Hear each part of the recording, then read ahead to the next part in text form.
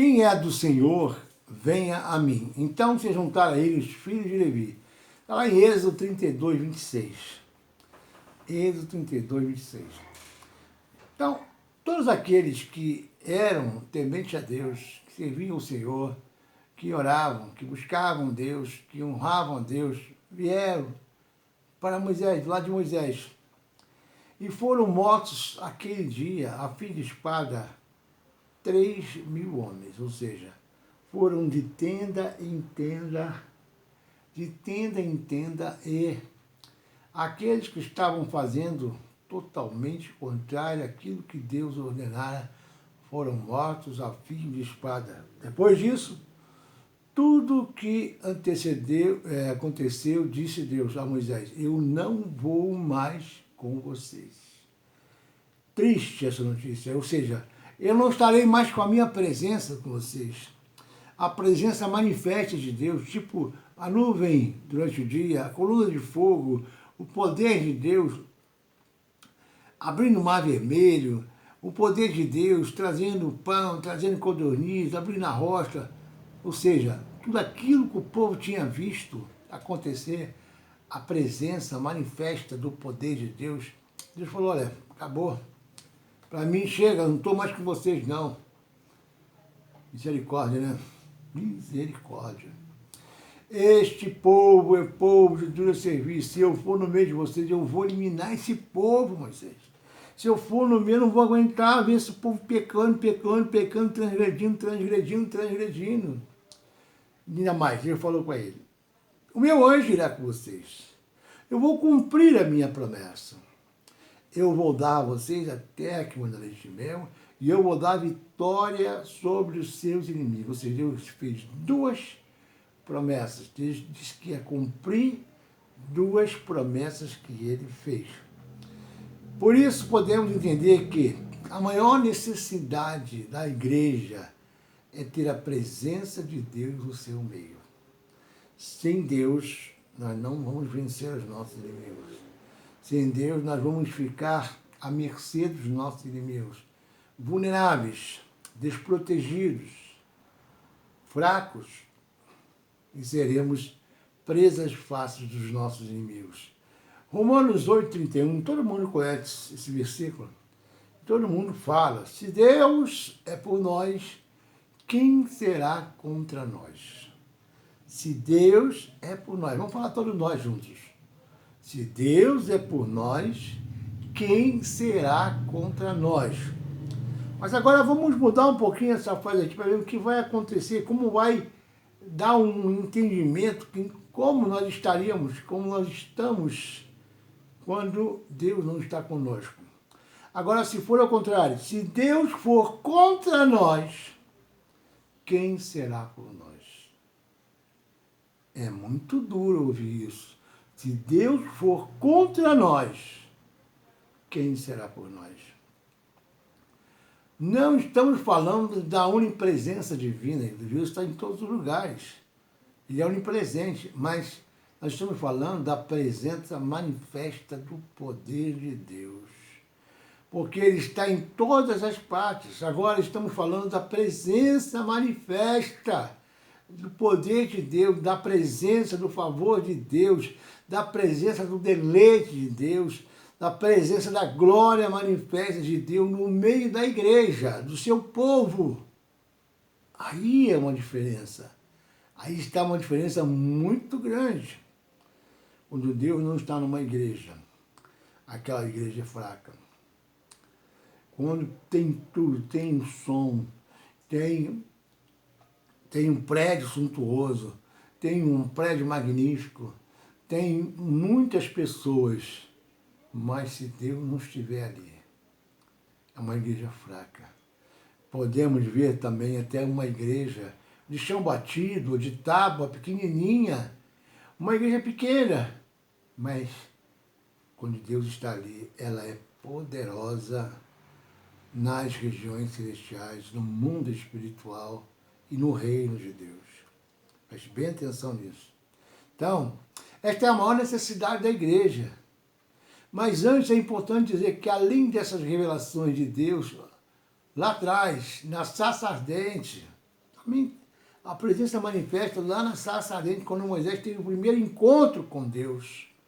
O sangue do cordeiro, lá em Êxodo 12, 7, quando Deus manda marcar as portas, os umbrais de portas e janelas, para que o anjo da morte ali não entrasse, ali a presença de Deus manifesta do poder para anular espíritos de morte naquela casa, protegendo o seu povo da morte dos primogênitos. Depois trazendo e materializando naquela a nuvem de glória e aquela coluna de fogo lá no deserto. Olha como Deus estava ali sempre com aquele povo.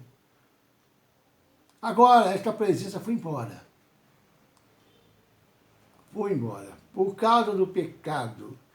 A Bíblia diz que os nossos pecados fazem separação entre nós e Deus.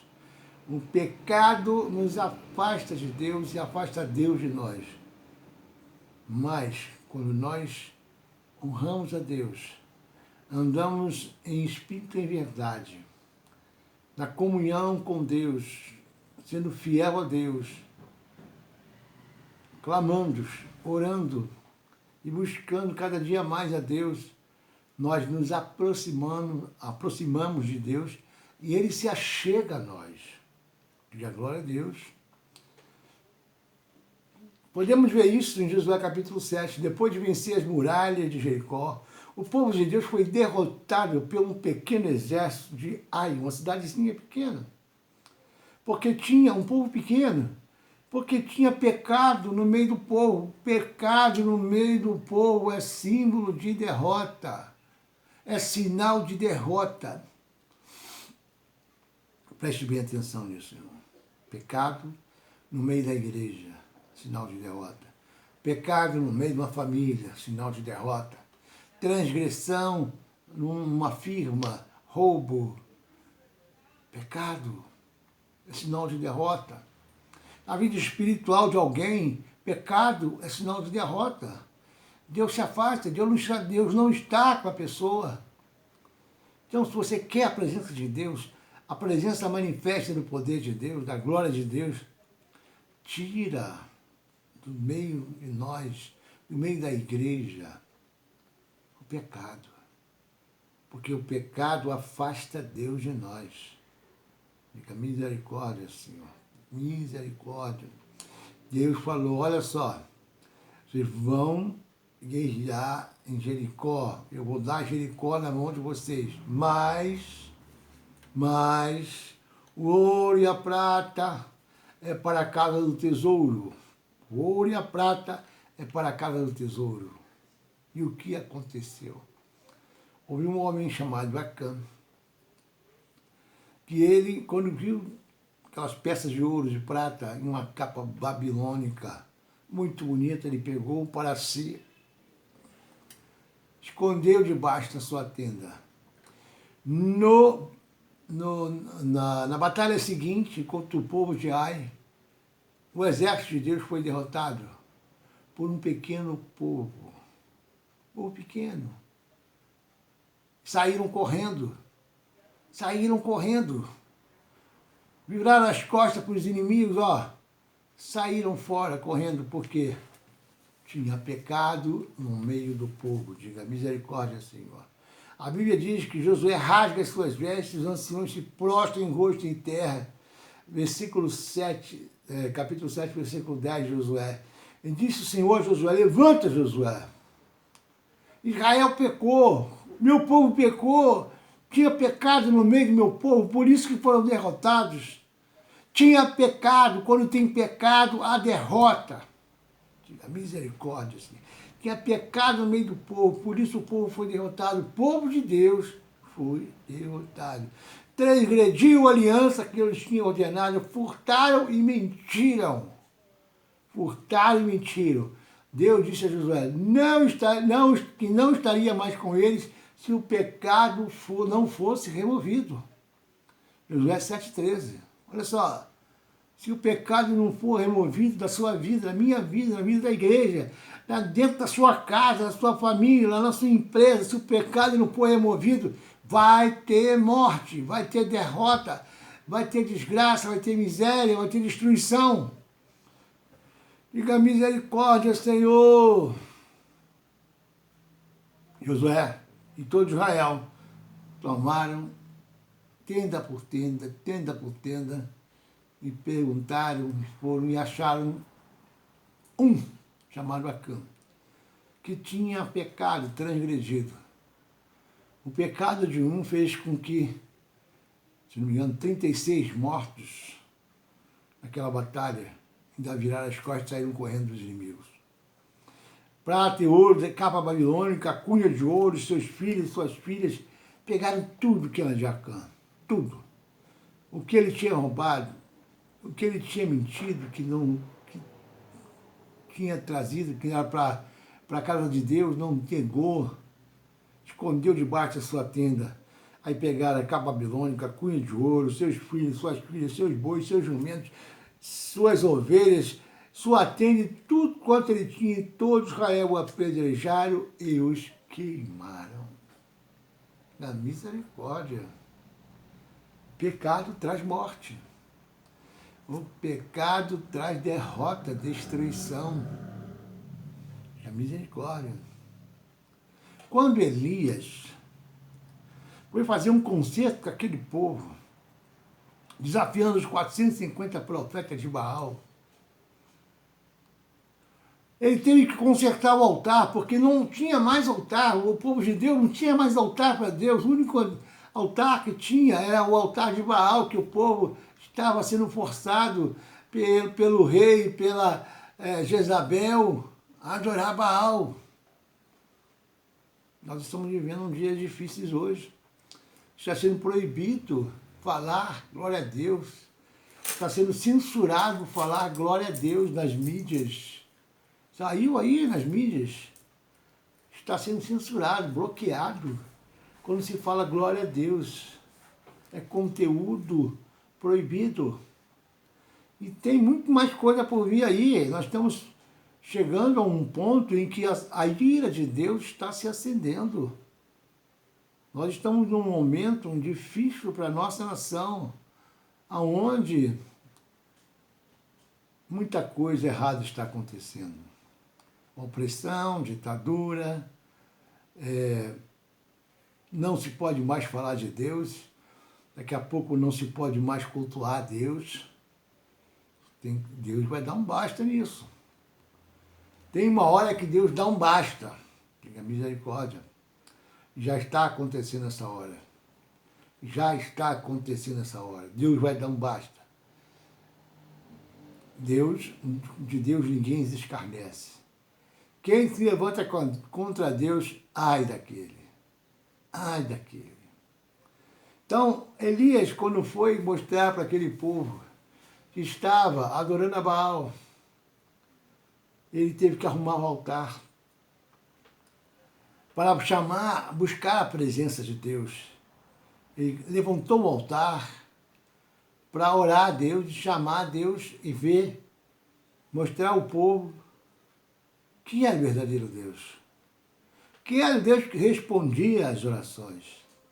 E ali houve um desafio muito grande, aonde aquele povo viu quem era o verdadeiro Deus. Mas para chegar nesse ponto, Elias teve que arrumar o altar. Restaurou o altar, mostrou que o Deus que deveria ser adorado, exaltado e glorificado era o Deus de Israel, não Baal. Então, Elias começou a arrumar o altar, restaurou o altar e colocou ali o sacrifício para apresentar a Deus e orar a Deus para que Deus mostrasse que Ele é o Deus de todo poder e autoridade. Que a presença de Deus manifesta viesse naquele lugar para mostrar que Deus continua sendo Deus. E que ninguém toma o lugar de Deus. E que é preciso Deus estar presente na nossa vida para que haja conserto, para que haja alinhamento, para que haja um prumo, para que o povo se volte para Deus e comece a andar conforme a vontade de Deus. E queimando sacrifícios falsos deuses, teve que se afastar dos profetas de Baal, falsos deuses, com o qual o povo de Deus estava adorando e pecando contra Deus.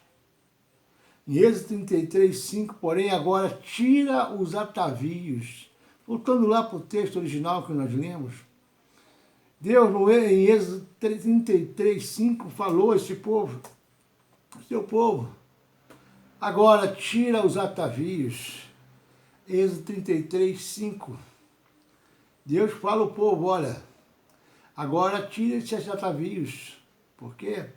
Porquanto o Senhor tinha dito a Moisés, disse aos filhos de Israel, és povo de dura serviço, e por um momento subi no meio de ti e te consumirei. Porém, agora tira os teus atavios, para que eu saiba que te hei de fazer.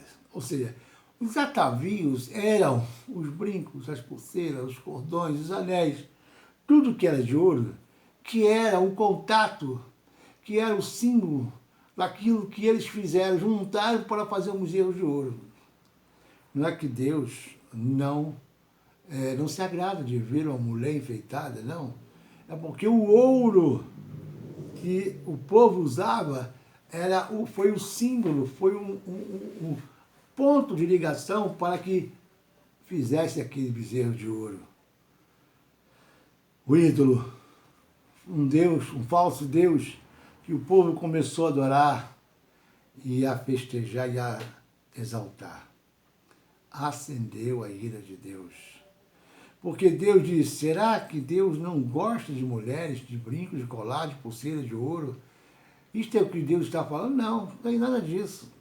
É que o ouro foi o objeto do pecado. O objeto que transformou aquele povo, fez o povo adorar um Deus, um falso Deus. Porque aquelas peças de ouro foram os recursos para fazer aquele bezerro de ouro, porque era um símbolo de idolatria e da imoralidade.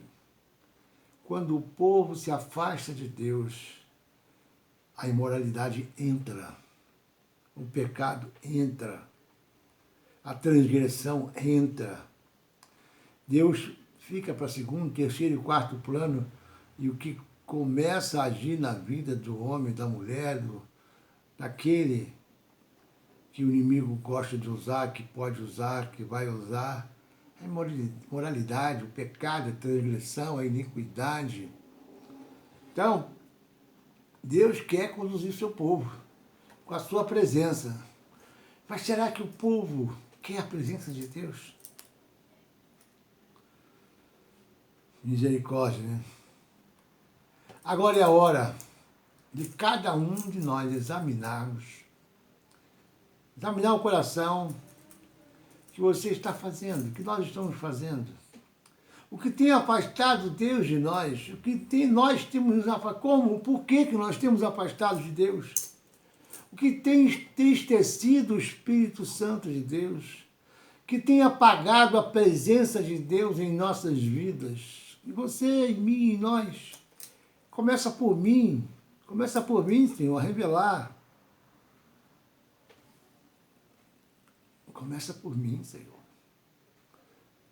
Todos nós precisamos fazer uma faxina. O que tem apagado a presença de Deus em nossas vidas? O Shekinah de Deus na sua vida, na minha vida. Por que não está acontecendo mais aquela presença notória de Deus, quando você começa a orar, quando você começa a colocar o joelho no chão e começa a falar com Deus, é que você começa a sentir a presença notória, palpável de Deus ali naquele lugar onde você está adorando, onde você está clamando, intercedendo, buscando a presença de Deus.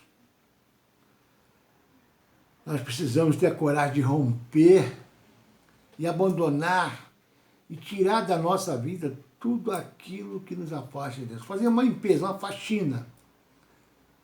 O que tem nos afastado de Deus? O que tem entristecido o coração de Deus em nós? Por nós? O que estamos fazendo? Como estamos entristecendo a Deus? Faça uma reflexão. Comece a falar com Deus. Senhor, me mostra, Senhor, o que eu tenho feito que tenho afastado, me afastado de ti, que tem te afastado de mim. Peça a Ele, que Ele vai te revelar. Nada pode substituir a presença de Deus na nossa vida. E lá em Êxodo 33, 2, fala assim: enviarei o anjo diante de ti, lançarei fora os cananeus, os amorreus, os heteus, os perizeus, os heveus e os jebuseus. A presença do anjo irá, o anjo do Senhor irá com eles. Foi o que Deus falou. Mas será que isso é suficiente? Muitos querem ver o anjo, falar com o anjo, né? Ah, não, tem gente aí ouviu o anjo. Ah, eu já vi o anjo, vi um anjo tocou, tinha o anjo com a espada de fogo. Muitos querem ver um anjo, falar com o anjo, ter a visão de um anjo. Deus está fazendo aqui duas propostas. Uma é que o anjo do Senhor iria com aquele povo e daria vitória sobre aqueles povos que estavam na terra prometida, que ia arrancar, que ia sair. Palavra de Deus, a palavra de Deus sempre se cumpre. Que dizia, já era para vocês. E Deus mostra aqui como o povo de Deus tinha que se comportar para ver tudo isso acontecer. Mas Moisés falou assim, olha, Deus, sem a tua presença nós não vamos. O anjo é bom, Deus, nós sabemos que o anjo tem poder também, mas nós queremos a tua presença. Nós queremos a tua presença gloriosa e manifesta na nossa vida. Deus está fazendo aqui duas propostas. Quão poderoso é um anjo, quando o exército assírio cercou Jerusalém com palavras que dizia, perderam, olha, então está todo mundo, Jerusalém está cercado, vocês perderam, se entreguem, se rendam. Falou isso para o rei Ezequias, se renda, Ezequias, não dá para você mais não tem jeito, você perdeu. Nenhum reino pode nos resistir. Nenhum Deus pode tirar vocês das nossas mãos. Deus escalou um anjo, só um anjo só. E naquela noite, 185 mil soldados fortemente armados que iam invadir Jerusalém foram mortos. 185 mil soldados. O anjo é poderoso. O anjo pode, um só, matou 185 mil soldados. Quando Deus disse, vou mandar um anjo, para muitos estaria bom demais. Deus acampa os anjos dele ao nosso lado, ao nosso redor. Deus dá ordem aos seus anjos a nosso respeito. Não, Senhor, não, muito bom, anjo, mas nós queremos a tua presença, disse Moisés. Nós queremos a tua presença, nós queremos mais de Deus, queremos estar com Deus, queremos a presença manifesta do poder de Deus na nossa vida. O anjo é bom, o anjo faz, acontece, mas nós queremos a tua presença. Deus também prometeu vitória sobre os povos que habitavam naquela terra. Porque Deus não entregou essas terras antes, 400 anos atrás, mediante a sua promessa a Abraão, Isaac e Jacó, como nós lemos no capítulo 32. Porque Deus não enviou, não deu, 400 anos atrás, deixou esse povo ficar 400 anos escravizado no Egito, para então depois entregar agora, 400 anos depois, a terra prometida a este povo. É só lermos em Gênesis 15. Gênesis 15 fala que a iniquidade daqueles povos que habitavam nas terras prometidas não tinha ainda transbordado o cálice da ira de Deus. Não tinha ainda transbordado. Deus estava esperando a iniquidade, o pecado daqueles povos que estavam na terra prometida transbordar de transbordar a ira dele sobre esses povos, para então entregar na mão do povo de Deus. Aqueles povos foram pecando contra Deus e transbordou a iniquidade daquele povo, transbordou o cálice da ira de Deus, e aí Deus começou a entregar todos aqueles povos, heteus, fariseus, jebuseus, gigazeus, todos os zeus foram entregues na mão do povo de Deus. A quarta geração, lá em Gênesis 13, capítulo 15, versículo 13, a palavra de Deus diz que quando Deus fez aquele pacto com Abraão, ele disse assim: e a quarta geração tornará para cá, porque a medida da justiça dos amorreus não está ainda cheia. A taça da ira de Deus ainda não tinha transbordado de pecado. O Senhor enviou um anjo. O teu povo é bom. A vitória sobre os povos da terra é boa, mas a tua presença é o que nós queremos.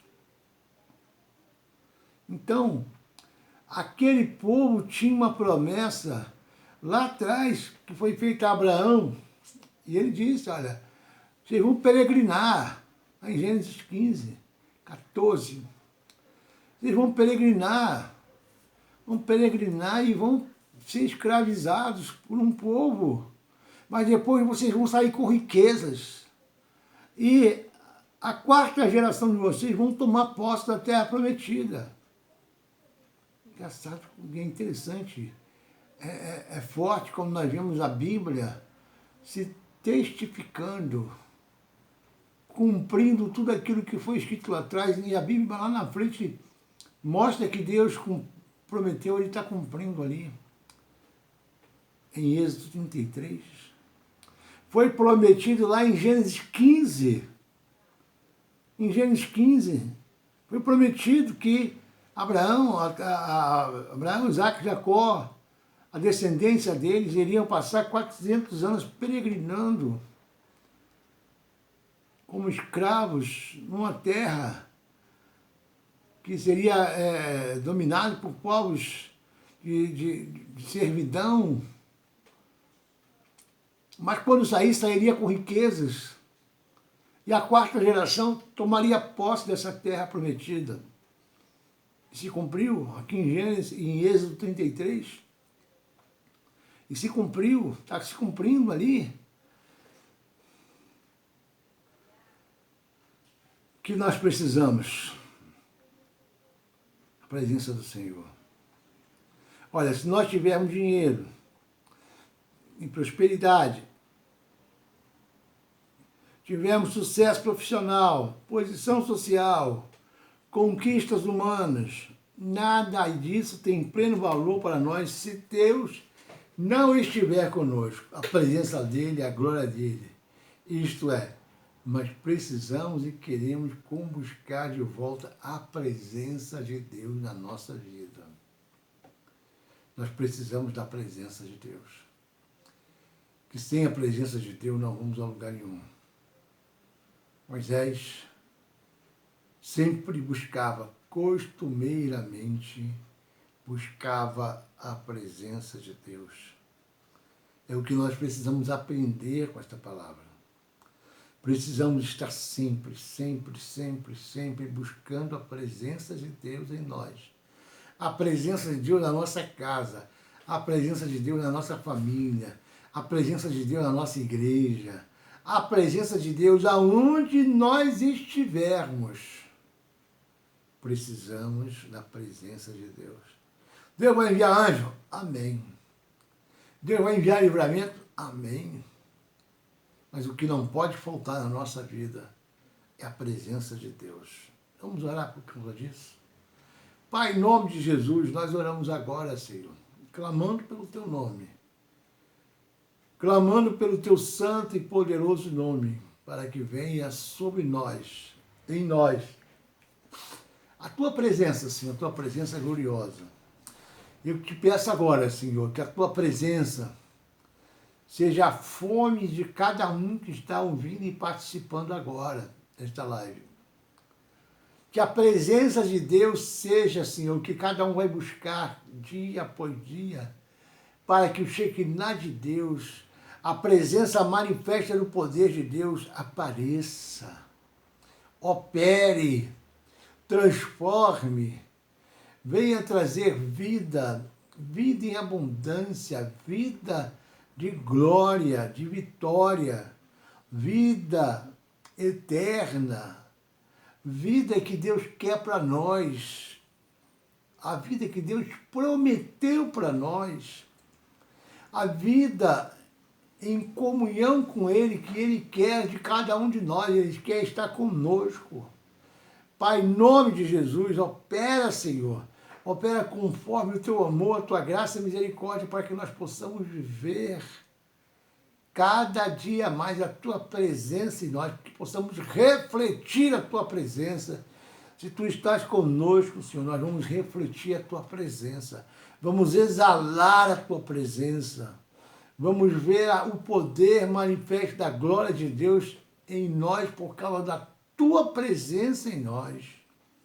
E é por isso que nós estamos aqui agradecendo a Ti, chamando pelo Teu nome, pelo Teu poderoso nome, pelo Teu santo nome, para que Tu venha fazer, Senhor, cada dia mais, cumprimento da Tua palavra, a promessa da Tua palavra, a glória da Tua palavra, o amor, a graça e a misericórdia da Tua palavra, operando em cada um de nós, para a glória do Teu nome e do Teu reino, Senhor, que nós Te pedimos e já Te agradecemos, em nome do Pai, do Filho e do Espírito Santo de Deus. Amém. Amém? Glória a Deus. Glória ao Teu nome, Senhor. Glorificado seja o Teu santo nome. Que o amor de Deus, esse grande amor que está em nós, esse amor ágape, esse amor que nos constrange, que nos atrai, possa estar nos nossos corações. E Jesus Cristo, nosso advogado, intercessor, continua advogando as nossas causas e que o Espírito Santo, com a doce consolação, possa nos conduzir cada dia mais a fazer somente a boa, perfeita e agradável vontade de Deus em nossas vidas. Em nome de Jesus. Amém.